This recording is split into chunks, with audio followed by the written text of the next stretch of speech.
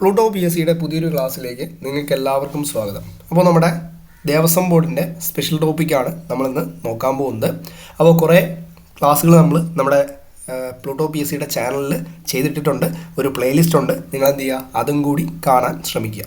Okay, അതേപോലെ തന്നെ ഓരോ ക്ലാസ്സുകളിലും നമ്മൾ 30-ലധികം ചോദ്യങ്ങളാണ് കവർ ചെയ്ത് പോകുന്നത്. അപ്പോൾ നിങ്ങൾ ഓരോ വീഡിയോ കാണുമ്പോഴും എന്താണ്, നിങ്ങൾ 30 ചോദ്യങ്ങൾ ഇങ്ങനെ കവർ ചെയ്ത് പോകും. ഓക്കെ, അപ്പോൾ നമ്മുടെ ദേവസ്വം ബോർഡിൻ്റെ നമ്മുടെ ആ ഒരു ഫുൾ ടോപ്പിക്ക് എന്ന് പറയുമ്പോൾ നമ്മുടെ ആ ഒരു ചോദ്യങ്ങളെല്ലാം നമ്മൾ പഠിച്ചു കഴിയുമ്പോൾ എന്ത് ചെയ്യും, നമ്മൾ ആ ഒരു സ്പെഷ്യൽ ടോപ്പിക്കിൻ്റെ റിവിഷൻ എന്ത് ചെയ്യും, നമ്മൾ സ്റ്റാർട്ട് ചെയ്യും. അതേപോലെ തന്നെ നിങ്ങൾ നമ്മുടെ ദേവസ്വം ബോർഡിൻ്റെ സ്പെഷ്യൽ ടോപ്പിക്കിൻ്റെ പ്രീവിയസ് ചോദ്യങ്ങളെടുത്ത് നോക്കിക്കഴിഞ്ഞ് കഴിഞ്ഞാൽ വലിയ പാടുള്ള രീതിയിലല്ല ചോദിച്ചിരിക്കുന്നത്. നിങ്ങൾക്ക് തന്നെ സ്വന്തമായിട്ട് എന്ത് ചെയ്യാം, അതൊന്ന് വെരിഫൈ ചെയ്യാം. ഇനി വരുന്ന എങ്ങനെയാണെന്ന് പറയാൻ പറ്റില്ല, പക്ഷേ ഇന്ന് വരെ നമ്മുടെ ഇപ്പോൾ കഴിഞ്ഞ ഒരു ദേവസ്വം ബോർഡിൻ്റെ പരീക്ഷയ്ക്ക് നോക്കിക്കഴിഞ്ഞാലും വലിയ പാടുള്ള രീതിയിലല്ല നമ്മുടെ ദേവസ്വം ബോർഡിൻ്റെ സ്പെഷ്യൽ ടോപ്പിക്ക് ചോദിച്ചിട്ടുള്ളത്. ഓക്കെ, അതും കൂടി എന്ത് ചെയ്യുക, നിങ്ങളൊന്ന് നോക്കി മനസ്സിലായി. എന്തായാലും നമ്മുടെ ദേവസ്വം ബോർഡിൻ്റെ പ്രീവിയസ് ചോദ്യങ്ങൾ എന്ത് ചെയ്യും, നമ്മൾ ഈ ഒരു ചാനൽ വഴി നിങ്ങൾക്ക് ക്ലാസ് ആയിട്ട് തരും. ഓക്കെ, അപ്പോൾ നമുക്ക് എന്ത് ചെയ്യാം, നമ്മുടെ ക്ലാസ് തുടങ്ങാം. അപ്പോൾ നമ്മുടെ ഒന്നാമത്തെ ചോദ്യമാണ്, മഹായാനം ഏത് മതവുമായിട്ട് ബന്ധപ്പെട്ടിരിക്കുന്നു? നമുക്കറിയാം, ഹീനയാനമെന്നും മഹായാനമെന്നും ഒരു മതം രണ്ടായിട്ട് പിളർന്നു. ഏതാണത്? നമ്മുടെ ബുദ്ധമതമാണ്. അപ്പോൾ മഹായാനം ഏത് മതവുമായി ബന്ധപ്പെട്ടിരിക്കുന്നു എന്ന് ചോദിച്ചു കഴിഞ്ഞാൽ മഹായാനം ബുദ്ധമതവുമായിട്ടാണ് ബന്ധപ്പെട്ട് ഇരിക്കുന്നത്. ശ്രദ്ധിക്കുക, മഹായാനം ഏത് മതവുമായിട്ട് ബന്ധപ്പെട്ടിരിക്കുന്നു? ബുദ്ധമതവുമായിട്ട് ബന്ധപ്പെട്ട് ഇരിക്കുന്നു. അടുത്ത്, മാനസ സരോവർ എവിടെയാണ്? മാനസ സരോവർ ടിബറ്റിലാണ്. അപ്പോൾ ടിബറ്റിൽ മാനസ സരോവറിൽ നിന്ന് ഉത്ഭവിക്കുന്ന നദി ഏത് നദിയാണെന്ന് നിങ്ങൾ താഴെ കമൻറ്റ് ചെയ്യുക. നിങ്ങൾ പഠിച്ചിട്ടുള്ളതാണ്, ടിബറ്റിലെ മാനസ സരോവർ തടാകത്തിൽ നിന്ന് ചെമ്യുങ്തുങ് ഹിമാനി, അതൊക്കെ നിങ്ങൾ കേട്ട് കാണാം. അപ്പോൾ മാനസ സരോവർ എവിടെയാണ്? നമ്മുടെ ടിബറ്റിലാണ്. അടുത്ത്, ബുദ്ധ മതാചാര്യൻ അറിയപ്പെടുന്നത് ഏതു പേരിലാണ്? നമുക്കറിയാം, നമ്മുടെ ദലൈലാമയാണ്. ദലൈലാമയുടെ വസതി പൊട്ടാല പാലസാണ്. ദലൈലാമ മൈഗ്രേറ്റ് ചെയ്ത് വന്ന കാര്യങ്ങളും ഇന്ത്യയും ചൈനയുമായിട്ട് ഉണ്ടായ യുദ്ധങ്ങളൊക്കെ നിങ്ങൾ കേട്ട് കാണും. ഓക്കെ, അപ്പം ബുദ്ധമതാചാര്യർ അറിയപ്പെടുന്നത് ഏത് പേരിലാണ്? അവർ ദലൈലാമ എന്ന പേരിലാണ് അറിയപ്പെടുന്നത്. ശ്രദ്ധിക്കുക, ബുദ്ധമതാചാര്യർ അറിയപ്പെടുന്നത് ഏത് പേരിലാണ്? ദലൈലാമ എന്ന പേരിലാണ് അറിയപ്പെടുന്നത്. കൂടുതൽ എക്സ്പ്ലനേഷൻ നമുക്ക് വേണമെങ്കിൽ എന്ത് ചെയ്യാം, ഈ ബുദ്ധമതത്തെക്കുറിച്ച് പറയുമ്പോൾ നമുക്ക് വേണമെങ്കിൽ ഹീനയാനത്തിലേക്ക് പോകാം. ഇപ്പോൾ പറഞ്ഞ പോലെ പൊട്ടാല പാലസ്, അതിൻ്റെ ചരിത്രമായിട്ടൊക്കെ നമുക്കങ്ങ് പോകാം. പക്ഷേ അത് പറയാത്ത കാര്യം എന്താണെന്ന് പറഞ്ഞു കഴിഞ്ഞാൽ, നമ്മളൊരു ടോപ്പിക്ക് പഠിക്കുമ്പോൾ അത് മാക്സിമം പഠിച്ചു പോകാൻ ശ്രമിക്കുക. ചുമ്മാ ആവശ്യമില്ലാത്ത എന്ന് പറയുമ്പോൾ എന്താണ്, നമ്മളൊരു കാര്യം പഠിക്കുകയാണ്, അപ്പോൾ അത് മാത്രം കോൺസെൻട്രേറ്റ് ചെയ്ത് പഠിക്കുക. അപ്പോൾ അല്ലാതെ അനാവശ്യ നമ്മുടെ കുറേ അറിയാമല്ലോ, ഇങ്ങനെ എന്തെങ്കിലും പറഞ്ഞിട്ട് ഒരു കാര്യമില്ല. നമ്മൾ എന്താണോ പഠിക്കുന്നത് അത് മാക്സിമം എന്ത് ചെയ്യാം, നമുക്കത് പഠിച്ച് നീക്കാം. ഞാൻ നോർമലി ഇങ്ങനെ പറയാറില്ല, അത് കുറേ പേരിങ്ങനെ നമ്മുടെ കമൻറ്റിൽ പറയുന്ന കാര്യമാണ്. ഇതൊരു ജസ്റ്റ് ഒരു ചോദ്യം ആൻസർ വായിച്ചു പോകുന്നതല്ലേ? അത് ശരിയാണ്. കാരണം എന്താണെന്ന് പറഞ്ഞു കഴിഞ്ഞാൽ, നമ്മൾ ഒരു കാര്യം പഠിക്കുമ്പോൾ അത് മാത്രം മാക്സിമം കവർ ചെയ്യാൻ ശ്രമിക്കുക. ചുമ്മാ ആ ഒരു ടോപ്പിക്കിൽ നിന്നിട്ട് വേറൊരു ടോപ്പിക്കിലേക്ക് നല്ലതാണ്, പക്ഷേ ഞാൻ ഇപ്പോൾ പറയുന്ന കാര്യങ്ങൾ എന്ത് ചെയ്യും, അടുത്ത നമ്മുടെ ക്ലാസ്സുകളിൽ എന്ത് ചെയ്യും, അത് കവർ ചെയ്ത് വരും. ചുമ്മാ അപ്പോൾ ഞാൻ ആ ഒരു കാര്യവും പിന്നെയും റിപ്പീറ്റ് ചെയ്യേണ്ട ആവശ്യമില്ലല്ലോ, നിങ്ങളുടെ സമയമാണ് പോകുന്നത്. ഓക്കെ, അപ്പോൾ നമുക്ക് തുടങ്ങാം. ബുദ്ധമതാചാര്യർ അറിയപ്പെടുന്നത് ഏത് പേരിലാണ്? നമുക്കറിയാം, ദലൈലാമ എന്ന പേരിലാണ് അറിയപ്പെടുന്നത്.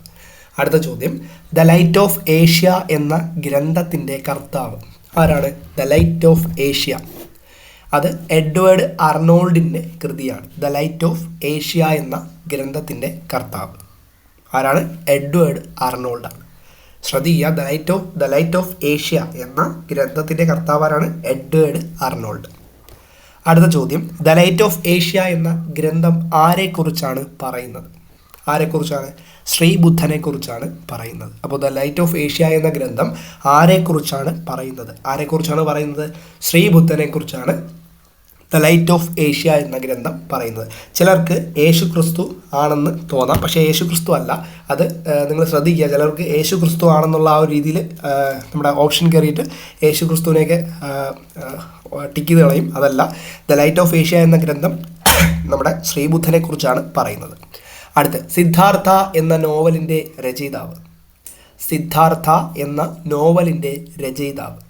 അത് ഹെർമൻ ഹെസ്സെയാണ്. അപ്പോൾ സിദ്ധാർത്ഥ എന്ന നോവലിൻ്റെ രചയിതാവ് ആരാണ്ട? ഹെർമൻ ഹെസ്സെയാണ്.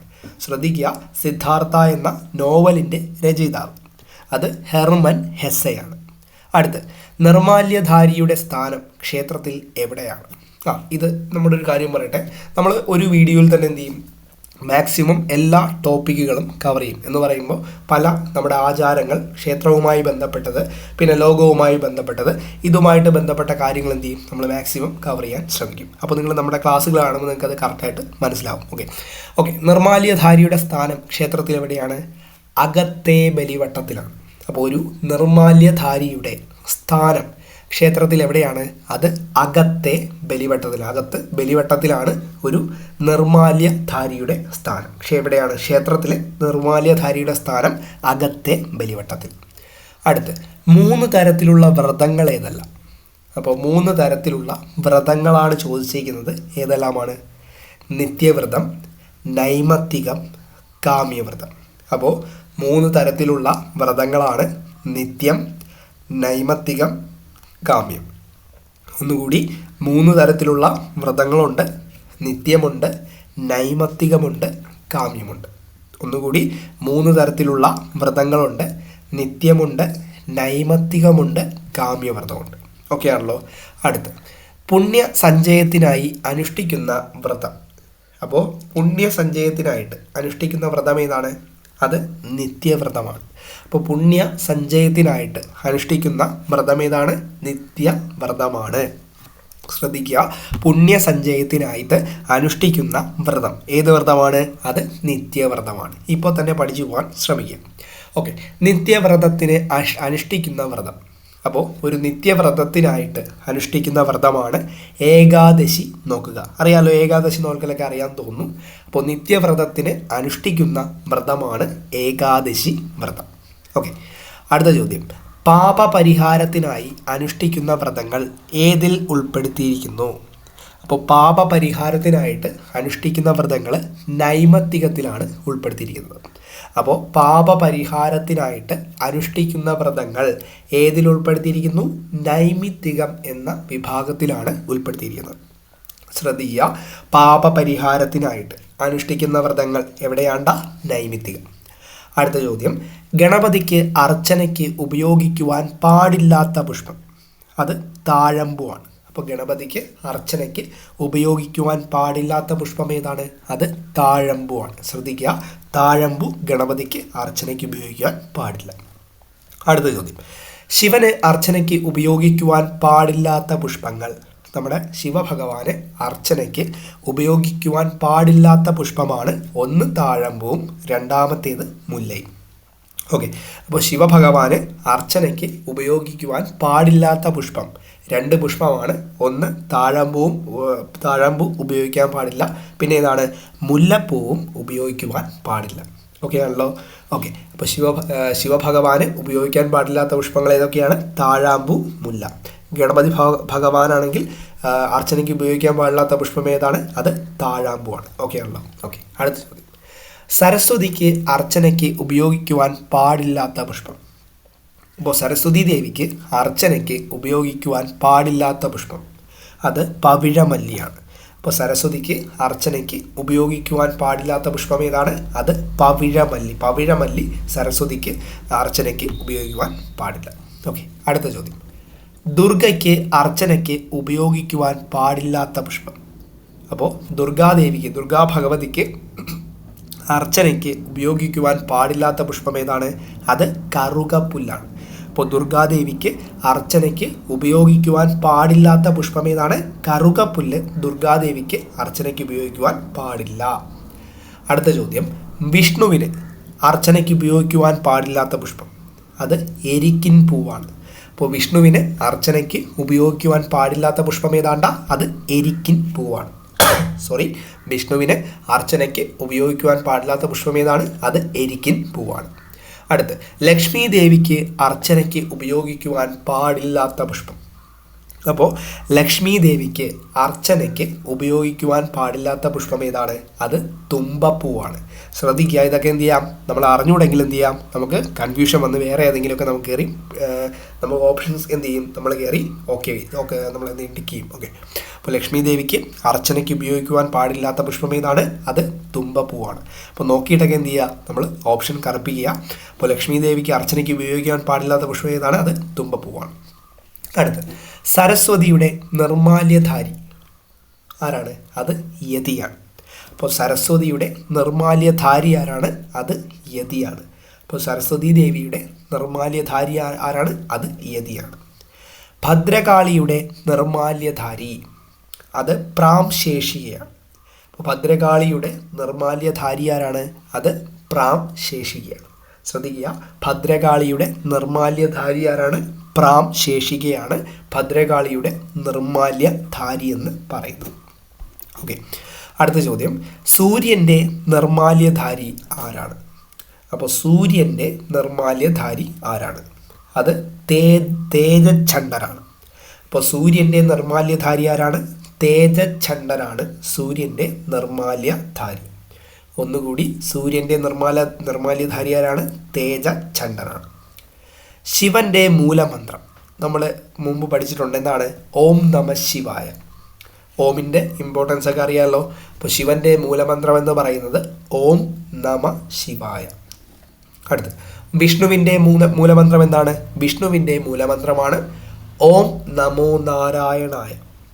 അപ്പോൾ വിഷ്ണുവിൻ്റെ മൂലമന്ത്രം എന്താണ്? ഓം നമോ നാരായണായ. വിഷ്ണുവിൻ്റെ മൂലമന്ത്രം എന്താണ്? ഓം നമോ നാരായണായ. അടുത്ത്, ഒരു ദിവസം ഒരു നേരം മാത്രം പൂജയുള്ള ദേവസ്വം ബോർഡിൻ്റെ ക്ഷേത്രങ്ങളുടെ പൊതുനാമം നമ്മൾ പഠിച്ചിട്ടുണ്ട്. എന്താണ്? പെറ്റി ദേവസ്വം എന്നാണ് അറിയപ്പെടുന്നത്. അപ്പോൾ ഒരു ദിവസം ഒരു നേരം മാത്രം പൂജയുള്ള ദേവസ്വം ബോർഡിൻ്റെ ക്ഷേത്രങ്ങളുടെ പൊതുനാമം എന്താണ് അതിനെ പറയുന്നത്? അതിന് നമ്മൾ പെറ്റി ദേവസ്വം എന്ന് പറയുന്നു. അപ്പോൾ ഒരു ദിവസം ഒരു നേരം മാത്രം പൂജയുള്ള ദേവസ്വം ബോർഡിൻ്റെ ക്ഷേത്രങ്ങളുടെ പൊതുനാമം എന്താണ്ട? പെറ്റി ദേവസ്വം. അടുത്ത്, രണ്ടു നേരം പൂജയുള്ള തിരുവിതാംകൂർ ദേവസ്വം ബോർഡിൻ്റെ ക്ഷേത്രങ്ങളുടെ പൊതുനാമം എന്താണ്? അത് മൈനർ ദേവസ്വമാണ്. അപ്പോൾ രണ്ടു നേരം പൂജയുള്ള തിരുവിതാംകൂർ ദേവസ്വം ബോർഡിൻ്റെ ക്ഷേത്രങ്ങളുടെ പൊതുനാമം എന്താണ്? അത് മൈനർ ദേവസ്വമാണ്. അപ്പോൾ ഒരു നേരം മാത്രമാണെങ്കിൽ പെറ്റി ദേവസ്വം, രണ്ട് നേരം പൂജയുള്ള തിരുവിതാംകൂർ ദേവസ്വം ബോർഡിൻ്റെ ക്ഷേത്രങ്ങളുടെ പൊതുനാമം അത് മൈനർ ദേവസ്വമാണ്. അടുത്ത്, എന്താണ് ശ്രീബലി? നിങ്ങൾ കേട്ടിട്ടുള്ളതാണ്, കണ്ടിട്ടുള്ളതുമാണ്. അപ്പം എന്താണ് ശ്രീബലി? എന്താണ്? ഓരോ പൂജയ്ക്ക് ശേഷവും ക്ഷേത്രത്തിന് ചുറ്റും എഴുന്നള്ളിച്ച് വലിയ ബലിക്കല്ലിന് സമീപം ബലിവട്ടത്തിൽ പ്രതിഷ്ഠിച്ചിട്ടുള്ള ദേവന്മാരെ ഉദ്ദേശിച്ച് ബലി തൂകുന്ന കർമ്മത്തിന് ശ്രീബലി, അല്ലെങ്കിൽ ചില നമ്മുടെ തെക്കൻ കേരളത്തിലെ ശ്രീവേലി എന്ന് വിളിക്കുന്നു. ഓക്കെ, അപ്പോൾ ശ്രീബലി അല്ലെങ്കിൽ ശ്രീവേലി എന്ന് ഏറ്റവും കൂടുതൽ പറയുന്നത് നമ്മുടെ തെക്കൻ കേരളത്തിലാണ്. ഓക്കെ, അപ്പോൾ ഓരോ പൂജയ്ക്ക് ശേഷവും ക്ഷേത്രത്തിന് ചുറ്റും എഴുന്നള്ളിച്ച് വലിയ ബലിക്കല്ലിന് സമീപം ബലിവട്ടത്തിൽ പ്രതിഷ്ഠിച്ചിട്ടുള്ള ദേവന്മാരെ ഉദ്ദേശിച്ച് ബലി തൂകുന്ന കർമ്മത്തിന് അതിനെ നമ്മൾ ശ്രീബലി അല്ലെങ്കിൽ ശ്രീവേലി എന്ന് വിളിക്കുന്നു. അറിയാമല്ലോ, സിമ്പിളാണ്. ഓക്കെ, അടുത്ത്, ശ്രീബലി സമയത്ത് ഉപയോഗിക്കുന്ന വാദ്യം നിങ്ങൾ കണ്ടു കാണും. അത് വീക്ക് ചെണ്ടയാണ്. അപ്പോൾ ഒരു പ്രത്യേകതരം താളത്തിലാണ് എന്ത് ചെയ്യുന്നത്? അത് ശബ്ദം പുറപ്പെടുവിക്കുന്നത്. അപ്പോൾ ശ്രീബലി സമയത്ത് ഉപയോഗിക്കുന്ന വാദ്യം ഏതാണ്? അത് വീക്ക് ചെണ്ടയാണ്. ഓക്കെ, അപ്പോൾ ശ്രീബലി സമയത്ത് ഉപയോഗിക്കുന്ന വാദ്യം ഏതാണ്ട? വീക്ക് ചെണ്ട. ഓക്കെ, അടുത്ത ചോദ്യം. പള്ളി ഉണർത്തുവാൻ ഉപയോഗിക്കുന്ന വാദ്യം ഏതാണ്? അത് ശംഖാണ്. അപ്പോൾ പള്ളി ഉണർത്തുവാൻ ഉപയോഗിക്കുന്ന വാദ്യം ഏതാണ്? അത് ശംഖാണ്. അപ്പോൾ പള്ളി ഉണർത്തുവാൻ ഉപയോഗിക്കുന്ന വാദ്യം ഏത് വാദ്യമാണ്? അത് ശംഖവാദ്യമാണ് പള്ളി ഉണർത്തുവാൻ വേണ്ടിയിട്ട് നമ്മുടെ ക്ഷേത്രങ്ങളിൽ ഉപയോഗിക്കുന്നത്. ഓക്കെ, അടുത്ത്, ആരാണ് ഹിന്ദു? നല്ലൊരു ചോദ്യമാണ്. ആരാണ് ഹിന്ദു? ഭാരതദേശത്തിൽ ഉത്ഭവിച്ച സനാതന ധർമ്മശാസ്ത്രങ്ങൾ, ആധ്യാത്മിക ദർശനങ്ങൾ എന്നിവയെ പൊതുവായോ ഭാഗികമായോ സ്വധർമാദർശമായി ആദരിക്കുകയും ഭാരതദേശത്തെ മാതൃഭൂമിയായും കരുതി ബഹുമാനിക്കുകയും ചെയ്യുന്നവനാരോ അവനാണ് ഹിന്ദു. ഓക്കെ, അപ്പോൾ എന്താണ് ഹിന്ദു എന്ന് പറഞ്ഞു കഴിഞ്ഞാൽ എന്താണ്? ഭാരതദേശത്തിൽ ഉത്ഭവിച്ച സനാതന ധർമ്മശാസ്ത്രങ്ങൾ, ആധ്യാത്മിക ദർശനങ്ങൾ എന്നിവയെ പൊതുവായോ ഭാഗികമായോ സ്വധർമാദർശമായി ആദരിക്കുകയും. എന്താണ് നമ്മുടെ ഭാരതത്തിൽ ഉത്ഭവിച്ച സനാതന ധർമ്മശാസ്ത്രങ്ങൾ, അതുമായിട്ട് ബന്ധപ്പെട്ട ആധ്യാത്മിക ദർശനങ്ങൾ, ഇവയൊക്കെ ഒരു മനുഷ്യൻ അവൻ്റെ ജീവിതചര്യയിൽ ഭാഗികമായോ അതേപോലെ തന്നെ അവൻ സ്വന്തമായി അവൻ അറിഞ്ഞുകൊണ്ട് അതിനെ ആദരിക്കുകയോ അതേപോലെ തന്നെ അവൻ്റെ ദേശത്തെ, അതായത് അവൻ്റെ ഭാരതദേശത്തെ മാതൃഭൂമിയായി കരുതി ബഹുമാനിക്കുകയും ചെയ്യുന്ന ആരാണോ അവനാണ് ഹിന്ദു. മനസ്സിലായല്ലോ? ഇത്രയേ ഉള്ളൂ ഹിന്ദുവിൻ്റെ അർത്ഥമെന്ന് പറയുന്നത്. ഓക്കെ, അടുത്ത് സ്മൃതികൾ എന്നാൽ എന്താണ് സ്മൃതികൾ എന്നതുകൊണ്ട് ഉദ്ദേശിക്കുന്നത്? എന്താണ് സ്മൃതികൾ? ഋഷികൾ ശ്രുതികളെ സ്മരിച്ചുകൊണ്ട് രചിച്ചിട്ടുള്ള ധർമ്മശാസ്ത്രങ്ങളാണ് സ്മൃതികൾ. അപ്പോൾ എന്താണ് സ്മൃതികൾ എന്ന് ചോദിച്ചു കഴിഞ്ഞാൽ, ഋഷി വര്യന്മാരുണ്ടല്ലോ, അപ്പോൾ ഋഷികൾ ശ്രുതികളെ സ്മരിച്ചുകൊണ്ട് രചിച്ചിട്ടുള്ള ധർമ്മശാസ്ത്രങ്ങളാണ് നമ്മുടെ സ്മൃതികളെന്ന് പറയുന്നത്. ഋഷിവര്യന്മാർ ശ്രുതികളെ സ്മരിച്ചുകൊണ്ട് രചിച്ചിട്ടുള്ള ധർമ്മശാസ്ത്രങ്ങളെയാണ് സ്മൃതികളെന്ന് പറയുന്നത്. അടുത്ത ചോദ്യം, ചാതുർവർണ്ണ്യങ്ങൾ ഏതെല്ലാമാണ്? ചാതുർവർണ്ണ്യങ്ങൾ പണ്ടുണ്ടായിരുന്ന ഒരു ഇതാണ്. അപ്പോൾ ചാതുർവർണ്ണ്യങ്ങൾ ഏതെല്ലാമാണ്? ബ്രാഹ്മണൻ, ക്ഷത്രിയൻ, വൈശ്യൻ, ശൂദ്രൻ. അപ്പോൾ ചാതുർവർണ്ണ്യങ്ങൾ ഏതെല്ലാമാണ്? ബ്രാഹ്മണൻ, ക്ഷത്രിയൻ, വൈശ്യൻ, ശൂദ്രൻ. ഓക്കെ, ചതുരാശ്രമങ്ങൾ ഏതെല്ലാം? അപ്പോൾ ചതുരാശ്രമങ്ങൾ ഏതെല്ലാമാണ്? ബ്രഹ്മചര്യം, ഗാർഹസ്ഥ്യം, വാനപ്രസ്ഥം, സന്യാസം.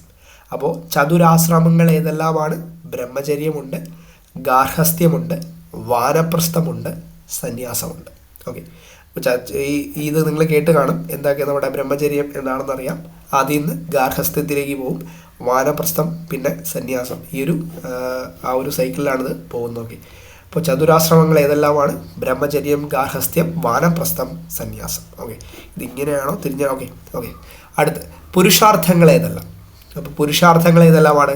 ധർമ്മം, അർത്ഥം, കാമം, മോക്ഷം. പുരുഷാർത്ഥങ്ങൾ ഏതെല്ലാമാണ്? ധർമ്മം, അർത്ഥം, കാമം, മോക്ഷം. പുരുഷാർത്ഥങ്ങൾ നിങ്ങൾ ഓർത്തു വച്ചിരിക്കുക. ധർമ്മമുണ്ട്, അർത്ഥമുണ്ട്, കാമമുണ്ട്, മോക്ഷമുണ്ട്. ഓക്കെ. അപ്പോൾ ഇത്രയും ചോദ്യങ്ങളാണ് നമ്മൾ ഇന്ന് ഈ ക്ലാസ്സിൽ പഠിച്ചത്. എന്ത് ചെയ്യാം, നമുക്കൊന്നുകൂടി ഈ ഒരു ക്ലാസ് എന്ത് ചെയ്യാം, ഇത്രയും ചോദ്യങ്ങൾ ഒന്ന് റിവൈസ് ചെയ്തിട്ട് എന്ത് ചെയ്യാം, നമുക്ക് ഈ ഒരു ക്ലാസ് അവസാനിപ്പിക്കാം. ഓക്കെ, അപ്പോൾ എന്ത് ചെയ്യാം, നമുക്കൊന്നുകൂടി നോക്കാം. മഹായാനം ഏത് മതവുമായിട്ട് ബന്ധപ്പെട്ടിരിക്കുന്നു? ബുദ്ധമതവുമായിട്ട് ബന്ധപ്പെട്ടിരിക്കുന്നു. മാനസ സരോവർ എവിടെയാണ്? നമ്മൾ പറഞ്ഞു, ടിബറ്റിലാണ്. ബുദ്ധമതാചാര്യർ അറിയപ്പെടുന്നത് നമുക്കറിയാം ദലൈലാമ എന്നാണ് അറിയപ്പെടുന്നത്. ദി ലൈറ്റ് ഓഫ് ഏഷ്യ എന്ന ഗ്രന്ഥത്തിൻ്റെ കർത്താവ് എഡ്വേർഡ് അർണോൾഡ് ആണ്. ദ ലൈറ്റ് ഓഫ് ഏഷ്യ എന്ന ഗ്രന്ഥം ആരെക്കുറിച്ചാണ്? നമുക്കറിയാം, ശ്രീബുദ്ധനെ കുറിച്ചാണ്. സിദ്ധാർത്ഥ എന്ന നോവലിൻ്റെ രചയിതാവാരാണ്? ഹെർമൻ ഹെസ്സയാണ്. നിർബാല്യധാരിയുടെ സ്ഥാനം ക്ഷേത്രത്തിൽ എവിടെയാണ്? അകത്തെ ബലിവട്ടത്തിലാണ്. 3 തരത്തിലുള്ള വ്രതങ്ങൾ ഏതെല്ലാമാണ്? നിത്യം, നൈമിത്തികം, കാമ്യം. പുണ്യസഞ്ചയത്തിനായി അനുഷ്ഠിക്കുന്ന വ്രതം ഏതാണ്? അത് നിത്യവ്രതമാണ്. അടുത്ത് നിത്യവ്രതത്തിന് അനുഷ്ഠിക്കുന്ന വ്രതം ഏതാണ്? അത് ഏകാദശി വ്രതമാണ്. പാപപരിഹാരത്തിനായി അനുഷ്ഠിക്കുന്ന വ്രതങ്ങളിൽ ഉൾപ്പെടുത്തിയിരിക്കുന്ന ഏതിലാണ്? ഏത് വ്രതത്തിലാണ് പാപപരിഹാരത്തിനായി അനുഷ്ഠിക്കുന്ന വ്രതങ്ങൾ ഉൾപ്പെടുത്തിയിരിക്കുന്നത്? ഏതിലാണ്? അത് നൈമിത്തികത്തിലാണ്.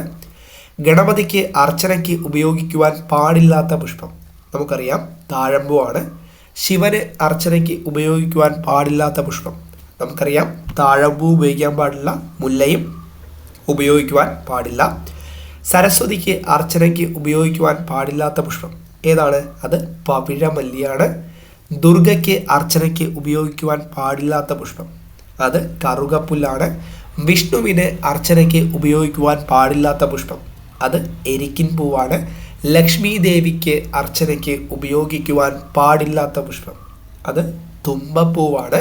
സരസ്വതിയുടെ നിർമാല്യധാരി യതിയാണ്. ഭദ്രകാളിയുടെ നിർമാല്യധാരി ആരാണ്?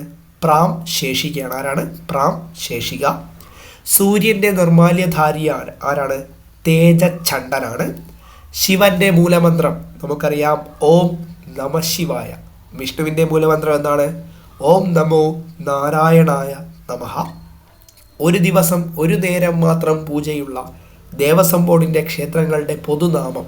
അവയെ നമ്മൾ പെറ്റി ദേവസ്വം എന്ന് പറയുന്നു. എന്നാൽ 2 നേരം പൂജയുള്ള തിരുവിതാംകൂർ ദേവസ്വം ബോർഡിൻ്റെ ക്ഷേത്രങ്ങളുടെ പൊതുനാമം മൈനർ ദേവസ്വം എന്നറിയപ്പെടുന്നു. എന്താണ് ശ്രീബലി? നമുക്കറിയാം, ഓരോ പൂജയ്ക്ക് ശേഷവും ക്ഷേത്രത്തിന് ചുറ്റും എഴുന്നള്ളിച്ച് വലിയ ബലിക്കല്ലിന് സമീപം ബലിവട്ടത്തിൽ പ്രതിഷ്ഠിച്ചിട്ടുള്ള ദേവന്മാരെ ഉദ്ദേശിച്ച് ബലി തൂകുന്ന കർമ്മത്തിന് ശ്രീബലി അല്ലെങ്കിൽ ശ്രീവേലി എന്ന് വിളിക്കുന്നു. ശ്രീബലി സമയത്ത് ഉപയോഗിക്കുന്ന വാദ്യം ഏതാണ്? അത് ബീക്ക് ചെണ്ടയാണ്. പള്ളി ഉണർത്തുവാൻ ഉപയോഗിക്കുന്ന വാദ്യം ഏതാണ്? അത് ശംഖാണ്. ആരാണ് ഹിന്ദു? ഭാരതദേശത്തിൽ ഉത്ഭവിച്ച സനാതന ധർമ്മശാസ്ത്രങ്ങൾ, ആധ്യാത്മിക ദർശനങ്ങൾ എന്നിവയെ പൊതുവായോ ഭാഗികമായോ സ്വധർമാദർശമായി ആദരിക്കുകയും ഭാരതദേശത്തെ മാതൃഭൂമിയായും കരുതി ബഹുമാനിക്കുകയും ചെയ്യുന്നവനാരോ അവനാണ് ഹിന്ദു. സ്മൃതികൾ എന്നാൽ എന്താണ്? ഋഷികൾ ശ്രുതികളെ സ്മരിച്ചുകൊണ്ട് രചിച്ചിട്ടുള്ള ധർമ്മശാസ്ത്രങ്ങളാണ് സ്മൃതികളെന്ന് പറയുന്നത്. ചാതുർവർണ്ണയങ്ങൾ ഏതെല്ലാമാണ്? ബ്രാഹ്മണൻ, ക്ഷത്രിയൻ, വൈശ്യൻ, ശൂദ്രൻ. ചതുരാശ്രമങ്ങൾ ഏതെല്ലാമാണ്? ബ്രഹ്മചര്യം, ഗാർഹസ്ഥ്യം, വാനപ്രസ്ഥം, സന്യാസം. പുരുഷാർത്ഥങ്ങൾ ഏതെല്ലാമാണ്? ധർമ്മം, അർത്ഥം, കാമം, മോക്ഷം. ഓക്കെ, അപ്പോൾ ഇത്രയും ചോദ്യങ്ങളാണ് നമ്മളിന്ന് നോക്കിയത്. ശബ്ദത്തിന് എന്തെങ്കിലും കുഴപ്പമുണ്ടെങ്കിൽ ഒന്ന് ക്ഷമിക്കുക. ശബ്ദത്തിന് ചെറിയ പ്രോബ്ലം ഉണ്ട്, എനിക്കാണ് പ്രോബ്ലം ഉള്ളത്. ഓക്കെ, അപ്പോൾ അതൊന്ന് എന്ത് ചെയ്യുക, നിങ്ങളൊന്ന് ക്ഷമിക്കാം. നമുക്ക് എന്ത് ചെയ്യാം, അടുത്ത ക്ലാസ്സിൽ അടുത്ത കുറച്ച് ചോദ്യങ്ങളുമായിട്ട് എന്ത് ചെയ്യാം, നമുക്ക് കാണാം. ഓക്കെ, അപ്പോൾ മാക്സിമം പഠിക്കുക, പെട്ടെന്ന് എന്ത് ചെയ്യുക, ജോലി വാങ്ങാൻ നോക്കുക. ഓക്കെ, അതേപോലെ തന്നെ നമ്മുടെ ഇപ്പോഴത്തെ LDക്ക് 15,000 എത്രയോ പേരേ ഉള്ളൂ, വളരെ കുറച്ച് ആൾക്കാരാണ്. അപ്പോൾ നിങ്ങളെന്ത് ചെയ്യുക, ഒന്ന് കഠിനമായിട്ട് ശ്രമിച്ചു കഴിഞ്ഞാൽ എന്ത് ചെയ്യും, ദേവസ്വം ബോർഡ് LD എന്ത് ചെയ്യും, നിങ്ങൾക്ക് കിട്ടും. LD മാത്രമല്ല, എല്ലാത്തിലും നിങ്ങൾ എത്രത്തോളം പരിശ്രമിക്കുന്നു എന്ത് ചെയ്യും, അത്രത്തോളം പെട്ടെന്ന് ജോലി കിട്ടും. നാളെ എന്നൊരു സമയമില്ലാതെ മാക്സിമം പഠിക്കാൻ ശ്രമിക്കുക. നിങ്ങൾക്ക് നാളെ ഇല്ല, ഇന്നോടുകൂടി എന്ത് ചെയ്യും, നിങ്ങളുടെ സമയം അവസാനിക്കും. ഓക്കെ, നാളെ എന്നൊരു സമയം നിങ്ങൾക്ക് ഇല്ല എന്നുള്ള രീതിയിൽ എന്ത് ചെയ്യുക, മാക്സിമം പഠിച്ചു പോകാൻ ശ്രമിക്കുക. ഓക്കെ, അപ്പോൾ നമുക്ക് എന്ത് ചെയ്യാം, അടുത്ത ക്ലാസ്സിൽ കാണാം.